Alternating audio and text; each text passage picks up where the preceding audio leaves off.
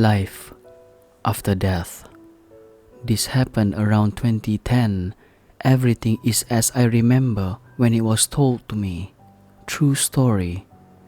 My dad, who we are gonna call R, is the only doctor in his family line, so naturally everyone calls him up when anyone is sick, every illness, even though he is a surgeon. One night his aunt called him because his uncle, who we're gonna call Jay, wasn't feeling so good and she was worried. My dad went to his uncle's house to check him out. He was in his mid-80s but very clear-minded. He was and always had been an intellectual, and my dad found him transferring data from a notebook to his new tablet. They talked while my dad checked his heart rate, blood pressure, etc. It went something like this. "How are you feeling?" "I gotta die sometime. I'm not gonna live forever. If it's my moment, I'm just gonna go."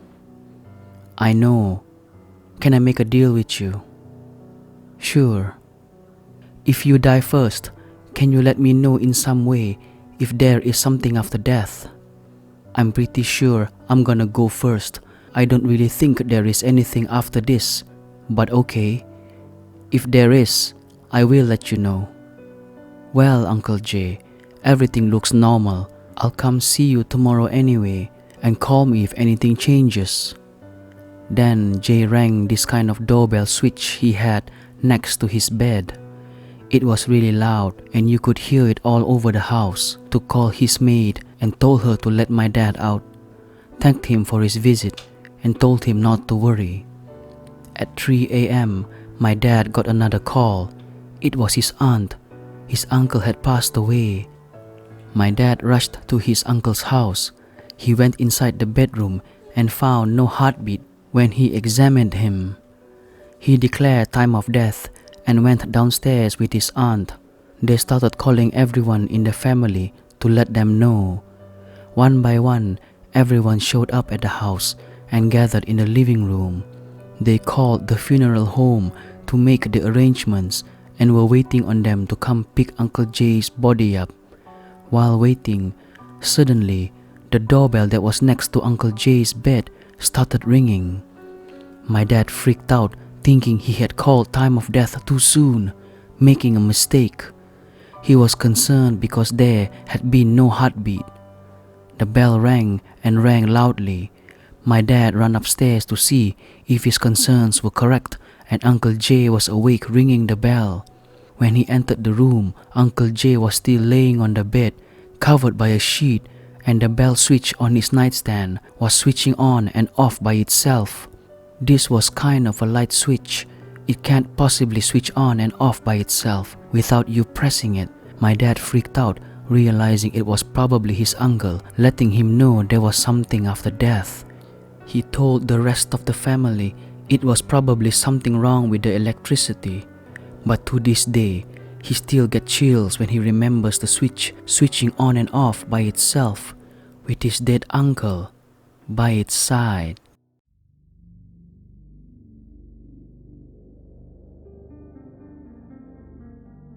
When I was younger, I used to live with my grandparents and parents in one house. Every one of my relatives have had some type of weird things happen to them in that house. For me personally, so many things happened and I can't really explain it for what it is. It first started with my dogs being really weird.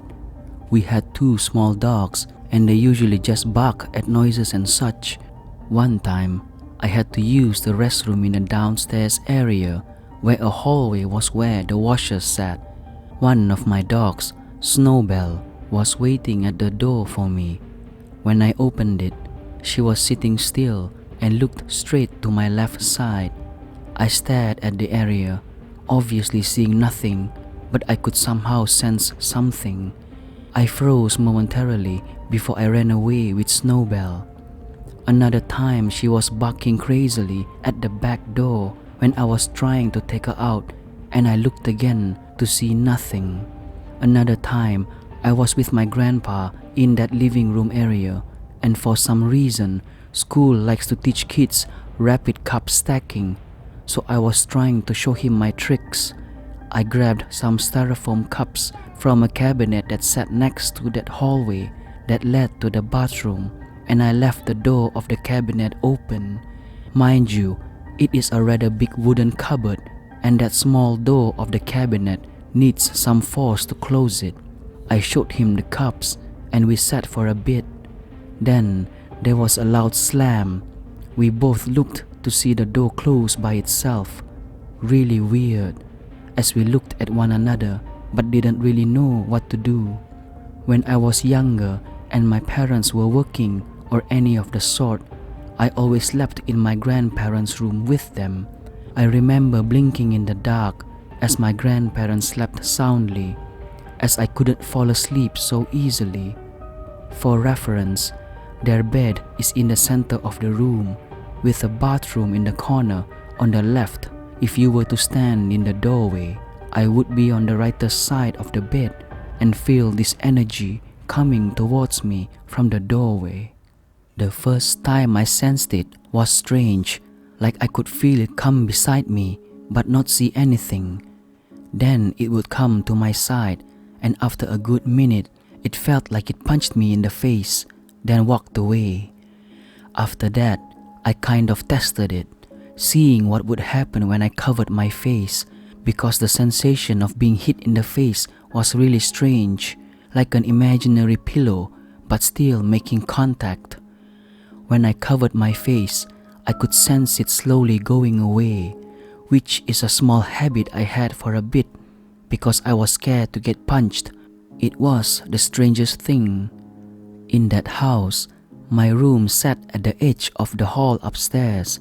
My mom said that used to be her room, and she saw a girl staring at her from the edge of the bed, which only freaked me out since that was now my room. I just remember going to wash my face in the upstairs bathroom, and the bathroom is small and feels claustrophobic, so I often left the door open if I wasn't showering or using the toilet. When I washed my face, I can see a dark figure coming into my peripheral from the hallway. When I looked directly in the hall, it would quickly go away. I swear I thought it was just my imagination, but I'm not so sure now after discovering shadow people. There was also a time where my family members would hear footsteps going up and down the stairs and playing with the dogs, as the dogs could be heard from their collar clinging against each other. The hallway lights were turned off even though the switch works and the bulbs are fresh. When you tried to flip the switch, the hallway light would just not turn on. Plus, the hallway is super dark already, so without the light, it's pretty eerie. Later on, being older now, I found out in my Laotian culture that it is good luck to raise ghost children, and putting two and two together on my grandma's small altar with food offerings and the small chants she'd do, it all made sense in addition to my mom confirming so. So I guess the ghost may or may not enjoy my company since I might have been the same age. I'm pretty sure my family might have said it was a little ghost girl. Now, I haven't had a paranormal encounter as much as this time, but it is truly the strangest thing I've experienced.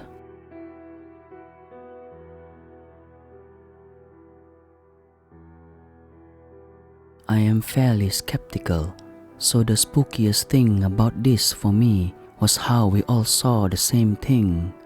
I went to a Catholic high school in Ottawa, Canada. Uniform, prayers, liturgies, etc. Across the road, next to the river, there was a Catholic college called St. Paul's. The college had a campus that included a 1.5-acre forest. It was very small, but still a full acre of dense tall trees. In the middle of this miniature forest were 2 picnic tables and a full-sized statue of the Virgin Mary. We called this spot the Verge. 17 years old after school, Fridays and or Saturdays, we'd meet at the Verge. Sometimes all we did was hang out at the Verge. We drank, we blazed. My best friend and I lived closest to the Verge. Sometimes it was just him and I. Sometimes there were 15 of us. Sometimes there were girls.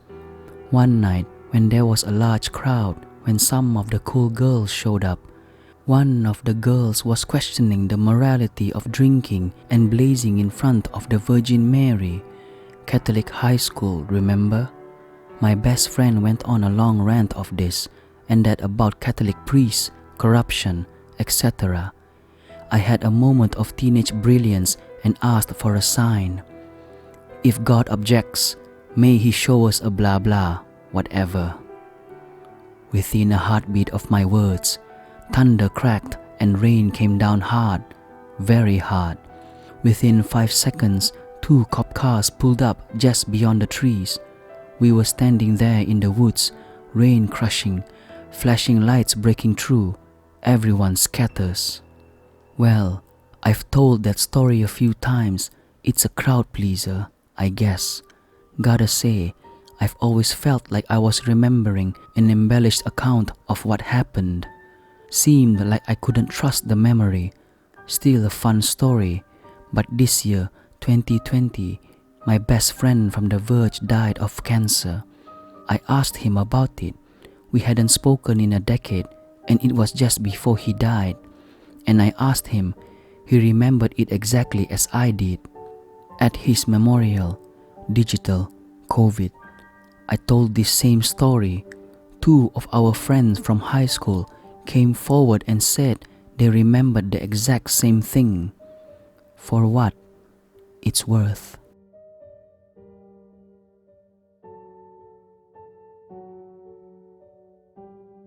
Hi, how are you guys? Well, I have a lot of ghost stories, but this one in particular I wanted to share with you all. This happened for about 2 years, beginning in 2017. My father was very ill. He was diagnosed with a liver cancer, stage 3. Not caused by alcohol, he's fine by the way. And he had a low platelets count, so whenever he lost blood, he'd bleed a lot more than a normal healthy person would. We were having a hard time at home, and I had to stop working to take care of him, since my mom became the main provider along with my older sister. It was around this time, first months after leaving my job and at the end of my father's treatment, that I kept seeing this figure. First, I saw them standing close to his bedside. It was all dark, dark hair, dark clothes, and dark shadow-like figure. It just stood there, looking at my dad, who was fast asleep, one of the side effects of his medication. It scared me so much. I felt a sense of dread that I've never experienced before. I thought I was hallucinating somehow, since the lights were off and everything was dark. I never told him nor my mother about it. The second time I saw them, it had been about 3 months since the first apparition. My father was doing really bad. He was getting worse every day, and after one of his appointments, he went to sleep while I went to prepare something for him to eat. He was very depressed and having problems eating. When I went to his room, I again saw the figure, but this time they were sat at the end of the bed and looking straight to my dad again. I remember freezing and feeling like I was going to throw up. I don't remember what I did exactly, but I do remember turning the lights on and the thing not being there. The third time my father was awake, he was still very weak, but much better. He was watching some TV when I saw the thing standing behind his chair.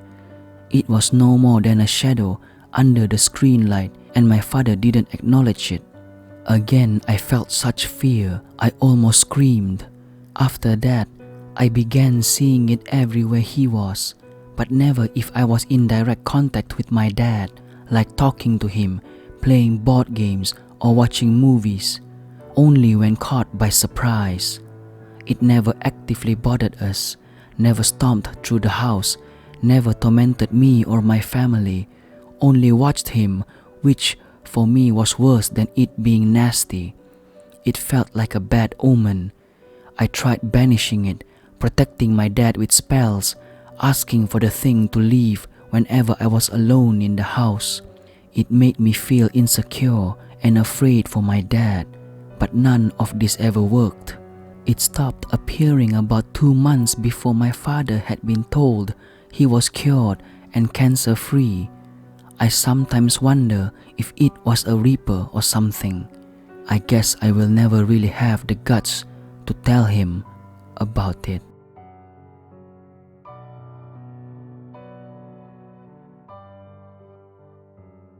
S. Kun. A camera clicks on. So tell me about your son, S. Kun. A woman in her late 40s sits on the couch, looking nervous. She fumbles with her hands before making herself look up. Where do you want me to start? Where do you think it would be best to start? Well, I love my son dearly. I don't understand how any of this happened. Oh God, where did we go wrong? Was there any mental issues undiagnosed? No, it's not like that. He wasn't dropped on his head as a baby. We never abused or neglected him. We were just a normal family growing up. She pauses. Well, almost normal. What happened to him? I don't really know. Everything was going fine until he was 6. My husband and I were working at the time. I was at my desk when I got a call from his school. They said that Eskun had pushed a little girl off a slide. Where was this school? School name redacted. I see. I heard of that incident. What did they say happened? They said that Eskun and F-chan were at the top of the slide. F-chan was the victim? Yes. The slide couldn't have been that high up. She was going to go first. He would be going off her, but then he just pushed her off. Her hands do a pushing motion. How bad was the child hurt? A few scrapes and bruises. She twisted her ankle.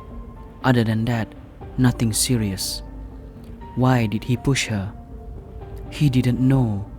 The teachers and I asked him many times. Eskun just said he didn't know. The way he said it made it worse. How so? He had no emotion in his voice. He just said it as a matter of fact. She shivers in her seat. Were there more incidents like that? She shakes her head. No, for the most part. Eskun was a normal boy. He had little friends.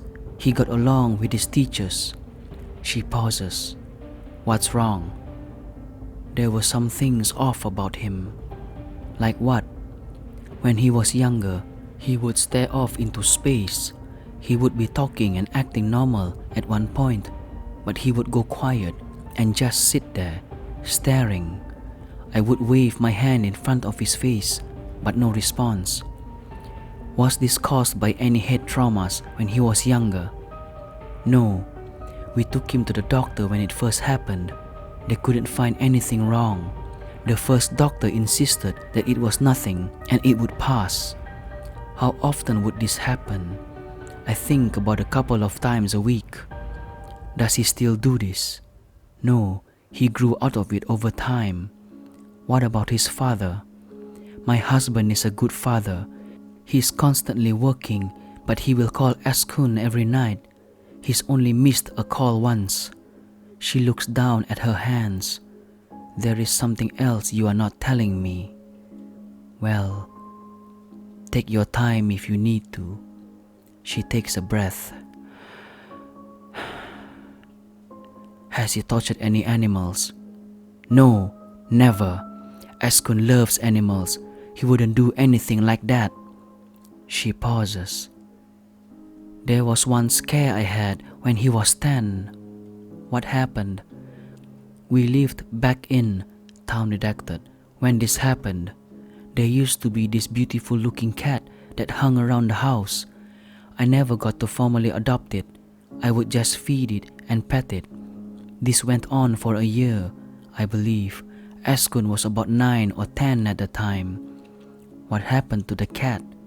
She sighs. The cat disappeared one day. Did he do it? That's what I thought at first. He wouldn't give me a straight answer about the cat. I wasn't sure if he was telling the truth or not. So what happened to the cat? Turns out the cat was hit by a car in town. I felt bad for the cat, but I was glad my son didn't do. She shifted into place. So tell me about that day. Tell me about that stabbing in school redacted. She sighed and lowered his head. Take your time if you need to. She took another breath. No, I am okay. I can do this. All right. What happened? You read the papers, didn't you? Yes, but I want to hear it from you. What happened? She shakes her head. I can't explain it, really. He didn't show any signs. He acted normal. Was he being bullied? No, school was going great. He gets along with his teachers. She pauses for a moment. But she lifts her chin. He just didn't interact with his classmates. He didn't bring in any friends or dates. He didn't seem interested in anyone. He just keeps to himself. Did any of the teachers abuse him? No, nothing like that. Never. Did the victim ever hurt him? No. Was he obsessed with her? No. She pauses again. Well, he didn't talk much to me leading up to that day. How was his mood? I don't really know. He wouldn't talk to me. I didn't push him, but I told him that I would be here if he wanted to open up. And what did he say? She shakes her head. He wouldn't say. I couldn't read his face. Was he on drugs or anything? No. Do you have him on any medication? No, there was never a reason to. She pauses. We did turn to a priest 2 years ago. A priest? She presses her lips together. It was my idea, really. I didn't know what else to do. And what did he say? She shakes her head. I don't know. I couldn't understand what he was saying. What is the best that you remember? She takes in a deep breath. He said that Eskun was possessed. Do you believe that? I don't know. My husband didn't believe it at first, but now he's not too sure. We've ruled out everything else. Doctors and psychiatrists can't find anything. What else can it be? And you're sure that he's not been hiding anything from you and your husband? Yes, we combed through his room after he turned himself in, and we found nothing. I even looked through our trash. She buries her head in her hands. I don't understand what went wrong. We did everything right. What did we do wrong? Recording stops. Eskun is currently in jail, awaiting trial for the murder of his teacher and the attempted murder of 2 of his classmates.